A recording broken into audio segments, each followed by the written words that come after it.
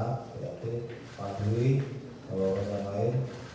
Yang saya hormati rekan-rekan masyarakat dari terdampak TPA Arakan.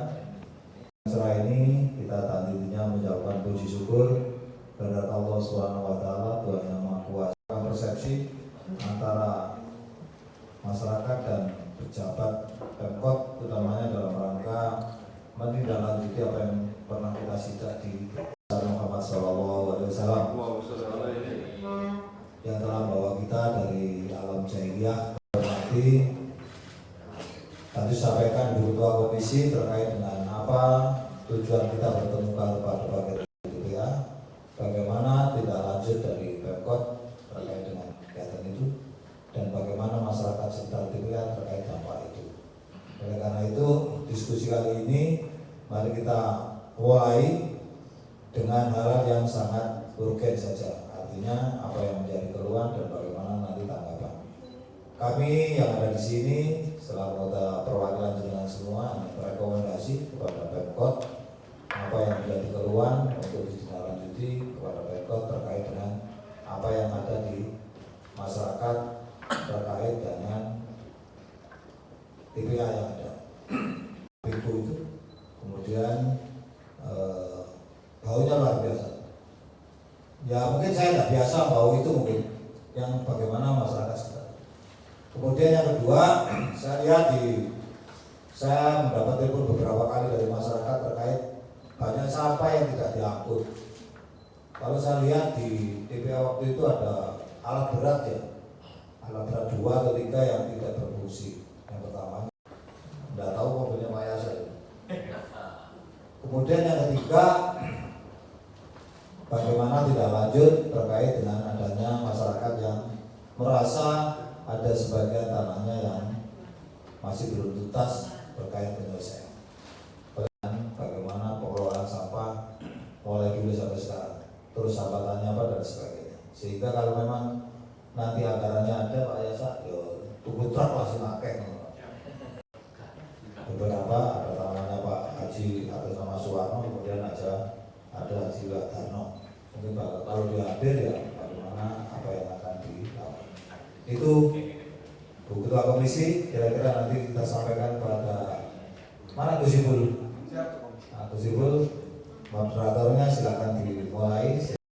Oleh karena itu perlu solusi yang terbaik. Mungkin pengelolaan yang optimal, tapi pengelolaan tidak bisa tanpa biaya yang cukup. Kan itu ya saya. Itu saja Bu Ketua, saya serahkan Pak Gus Ipul untuk menjadi moderator terkait dengan pertemuan. Monggo. Assalamualaikum warahmatullahi wabarakatuh. Waalaikumsalam warahmatullahi Yang hormati, matur suwun diberikan waktu perlu kami jelaskan ke panjenengan semuanya bahwa di tahun 2016 itu timbunan sampah yang ada di pemerintah kota, mungkin Pak RW waktu itu ikut menangani. Awal itu di angka 120 sampai 150 ton. Waktu itu dari pemerintah kota ini bersurat ke PT Bumi Indo karena tanah yang paling dekat dengan TPA Arakan itu adalah kepunyaan PT Bumi Indo. Akhirnya kita dipinjemi dengan perjanjian muslah. Akan tetapi sampai dengan 3 tahun pelaksanaan itu belum sampai ke yang diinginkan beliaunya. Jadi kita sudah nempati tapi proses rusuhannya belum jadi. Makanya karena tanahnya sudah ditempati tapi proses rusuhannya belum jalan. Makanya waktu itu dihitung untuk ngangkut yang lain dan banyak kita temukan. Dosa itu di luar kota Mojokerto, ada yang di kabupaten, ada yang di Jombang, karena Pak RW-nya asli Jombang dibawa pulang ke Jombang. Yang rumahnya Delanggu bawa pulang ke Delanggu. DLH suruh tanggung jawab untuk operasional dan perbaikan. Ini macam-macam, ada yang Dakro, ada yang Pak RW, ada yang Pak RT, ada yang lingkungan. Ini sepertinya ini kurang kepedulian kepedulian dari kita. Selanjutnya terkait dengan pengelolaan sampah yang ada di TPA Randegan, mohon izin Pak Wakil, Bapak Ibu sekalian, memang di TPA Randegan itu ada bank sampah induk. Harusnya yang masuk ke TPA ini hanya benar-benar residu. Dari 90 ton harusnya 20 ton maksimal tiap hari ini yang masuk ke TPA. Ini tanggung jawab siapa? Ya tanggung jawab kita semuanya. Tanggung jawab warga, tanggung jawab pemerintah untuk memilah.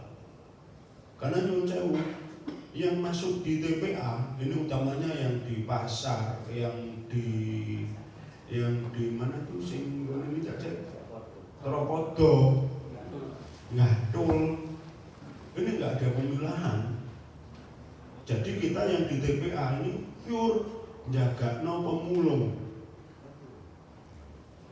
Ini cuman ada berapa 15 atau 20 orang pemulung yang ada di atas. Yang tahun kemarin hanya 3, kita dari 90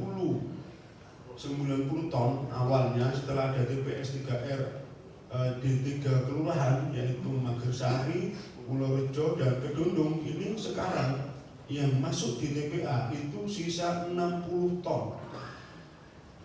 Kami berusaha menambah TPS 3R. Tahun ini insya Allah Kelurahan Wates akan operasional.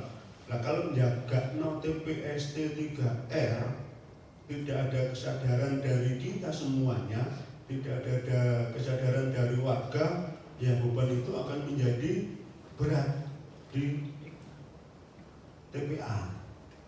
Karena memang di kami di TPA Randegan itu ya ada bank sampah induk yang ada di sana.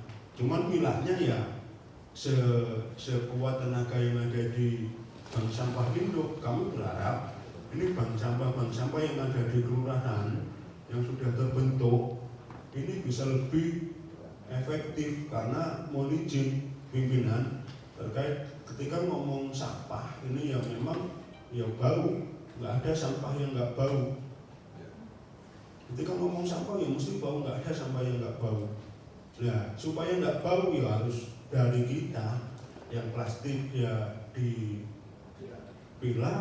plastik sendiri, yang sisa makanan, sisa sayur ya sendiri, yang kertas ya sendiri, yang kotoran ya sendiri. Sekarang warga kita mulai dari sayur, plastik sampai dengan ngapunten dan di beberapa lingkungan kumuh tinja itu masuk. Tadi Pak Yasat menyampaikan ada program biopori. Program biopori itu tidak serta-merta langsung kita sampaikan. Di pemerintahan kota tuh hanya angan-angan, Pak. Kalau saya, Pak, ini sampai beliaunya setor, kerja keras, kerja tuntas, kerja ikhlas. Itu yang saya lakukan selama ini, Pak. Kalau ada kerja kotor, ada lampu dia ya.